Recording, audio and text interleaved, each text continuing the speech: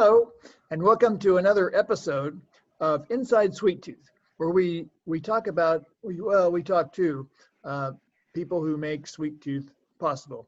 Today, we have Janet Duvall, who's the Executive Director of Tulsa Glassblowing School. Hello, Janet. Hi, how are you doing? Good, how are you doing? Good. A lot going on over there, huh? Yeah, we've been pretty busy, which is great. It's pumpkin time, so. Yes, we all look forward to that. So, Janet, how did you get into this, being director? I mean, you're probably an artist. Well, my background is in speech language pathology, and 11 years ago, I was asked to consult with the Glassblowing School to see what kind of changes they might be able to make to help them grow. And one thing led to another, and I've been here ever since. So it's a really unique art form, and it changes lives in ways that you wouldn't expect. The glass art itself has just a lot of life lessons in it, and it's been really important for youth and adults alike. So it's an exciting thing. Yeah, it was amazing when I went into your other studio and going in there and seeing people, working together. And one thing I didn't know is that it's actually a team sport.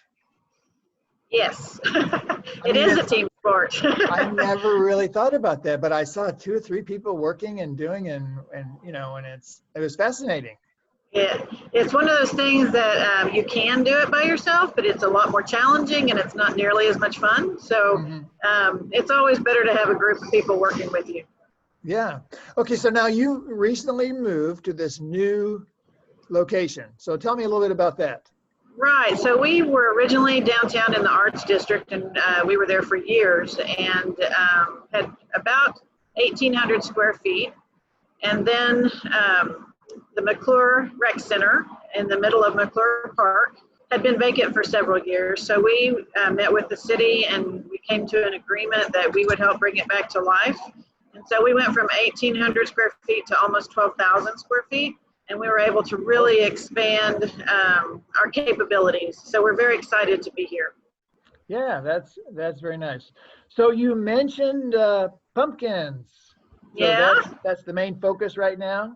That is the main focus right now. I'm going to kind of scoot around here and give you a view of some of them. All right. I can get an angle. Oh, yeah. So we're going to have close to 1,000 that we will be making available to people in all shapes, sizes, colors. And this is just a very, very small sampling. And then if we look back here, I'm walking backwards in the hot shop. We've got Kenneth Gonzalez, who is our project director. And he's in the process of making a larger pumpkin. So I'm just going to take myself out of the picture and see if I can get a better shot of him. So right now his back is to us, and I'm not really good with this camera, but anyway, he'll be coming out of that glory hole here in just a second. You'll see the glass on the end of the pipe. So basically it's a multi-step process. All of the pumpkins that you saw on the bench are blown. He's already started this one, and so he's just reheating it right now. And you can kind of see the heat coming off of that. This is going to be one of the larger pumpkins that we have. What he's doing right now is rolling it on the marvering table to shape it. So what that does is kind of cool the exterior part just a little bit so that it makes it a little bit more workable for him. And then I'm guessing he's putting it in a mold next after he gets another heat on it. So the mold is over here. See if I'm getting an angle. There we go. Oh, I see, at the bottom. Close. So he's getting ready to go into this mold right there. And then that was Kayla. She's our new program director. She's helping him out today. All right. So this is going to be quite large, it looks like, because this is one of our bigger molds. And this is taking some strength on his part, because you have to imagine all of the weight of that glass on the end of a pipe that's, 4 or 5 feet from you. Uh-huh. And so he's getting ready to come out of the glory hole. And he's going to go straight into that mold.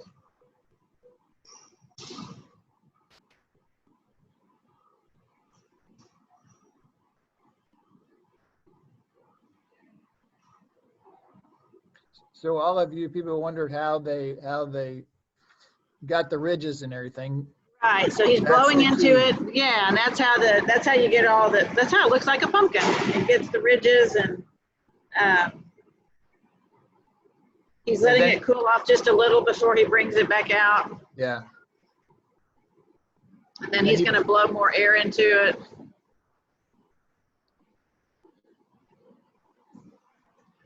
And he'll start shaping it now. I'm going to get away from the flame here. Okay. Get you a different angle. Oh, I see, yeah. He's heating it up so he can manipulate it a little bit better.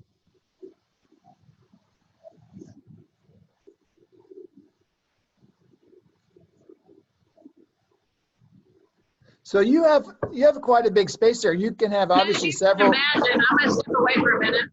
Sure. As you can imagine, in our time of COVID, we've had to make some adjustments to keeping people safe. So as you probably noticed, everyone's wearing face masks. Right. If you're trying to blow glass, that's a little challenging. So yes, I would imagine. The gaffer, which is the person sitting at the bench, will have to lower their mask on occasion. And as soon as he finishes with that torch, we'll go back over and watch him manipulate that glass. So you can have several people working at one time. Can you repeat that? I don't know if you can hear me, but you can have multiple people working at a time, not just one person works at a time.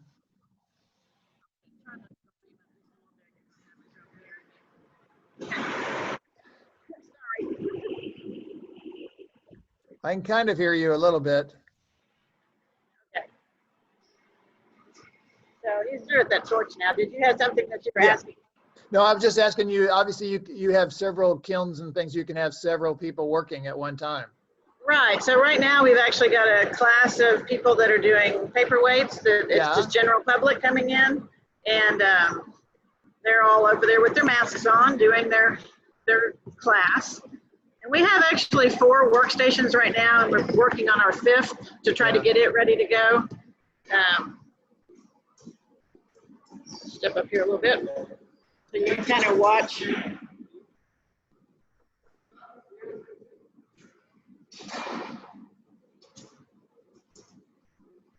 So there's a lot of heat emanating off of that glass. The glass is 2100 degrees when it comes out of the furnace, and we keep it at about that temperature when you're working with it. So you'll see when they go back and forth that they're having to heat it back up. Because once it cools off to about 1500 or so, it doesn't want to move anymore. Yeah. So you mentioned classes. Are you what do you? I know you have some special classes. I know you do commissions, and don't you have a veterans program? So we do a lot of outreach. We do outreach to youth. Right now it's a little challenging because all the schools are closed, and so we're not having quite as much access as we normally do.